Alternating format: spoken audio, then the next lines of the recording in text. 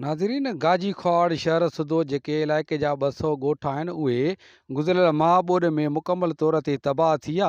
पर अफ़सोस 6 महीना गुज़रण बावजूदि हिन महिल ताईं उन्हनि खे घर ठही न मिलिया आहिनि, न ई उन्हनि जी को खाध खुराक जो बंदोबस्तु कयो वियो आहे, जंहिं सबबु हू सख़्तु परेशान आहिनि। अचो त उन हवाले सां उन्हनि सां ॻाल्हि ॿोल था कयूं त वधीक उनजो छा चवणु आहे। कुझु न मिलियो, का शइ न, खीमनि में वेठा आहियूं, छा का शइ न बची असांखां। गुज़र सफ़र कीअं थो थिए? बसि अलाह पियो हलाए, कलनि में अटो वठी खाऊं था, ॿियो कुझु न मिलियो असांखे, का शइ न। वञूं था कमाए तगार ते को कीअं को ज़मानो कयूं बीठाऊं, बसि ॿियो कुझु न आहे बाबा। तकलीफ़ आहे, छा कयूं, असांजी हुकूमत इहा ऊंध हले की ॿिया जेको चढ़े थो पंहिंजो पेट भरियूं हलियो थो वञे। असां ग़रीब न ॻोठ, असांखे कुझु बि न मिलियो, का शइ खीमनि में वेठा आहियूं, जायूं दायूं सभु किरी पियूं न। बसि हाणे असांजो इहो ई मुतालबो आहे त असांखे अलाह जे नाले कुझु हिते ॾियो, जायूं ॾियो, कुझु राशन पाणी ॾियो। असां पंहिंजे बुख ते वेठा आहियूं, कॾहिं वञूं था कॾहिं वेठा आहियूं, हिकिड़ो वेलो खाऊं था, 2 वेला वेठा आहियूं। महिरबानी असांखे कयो, असां सफ़ा मिस्किन यतीम आहियूं। ज़िंदगी सूरन में आहे। असांजे ज़िले कंबर शहदाद कोट में इन का शइ न आहे, अॼु ताईं न राशन मिलियो आहे, न ॾोकड़ मिलिया आहिनि, न जाइण जो कमु पियो सॼनि ज़िलनि में खोलियो अथनि। असांजो कंबर शहदाद कोट बंदि रुक पियो आहे, अहिड़ो असांजा आधार आहे ग़रीबनि सां। असांजे शहर में अॼु ताईं पाणी बीठो आहे, असांजा वॾी नाजाइज़ी आहे, असांखे वॾियूं तकलीफ़ूं आहिनि। 6 महीनो थी वियो आहे, 6 महीननि में असांखे कुझु बि न मिलियो आहे। असांजूं जायूं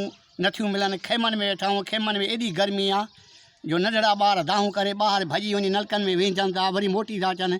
6 महीननि में असांखे कुझु बि न मिले। कंबर शहदाद कोट ॿुॾी वियो आहे, असांजे ज़िले में का शइ मालिकी कोन्हे।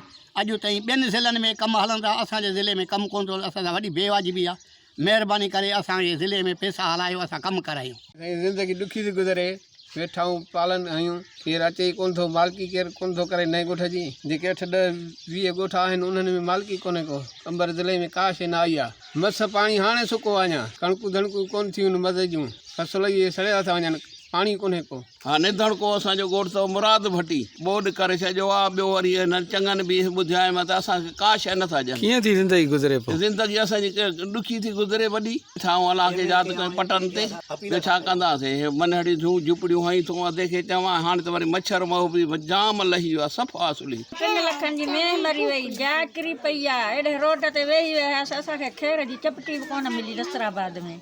वरी मोटी आयासीं, 2 ॾींहं लड़ी, हाणे कणिक बि कोन थी आहे, असांजी हथड़ी बीठी आहे, काॾूं हाणे कणिक अन्न कंदी, बच्चा छा खाईंदा।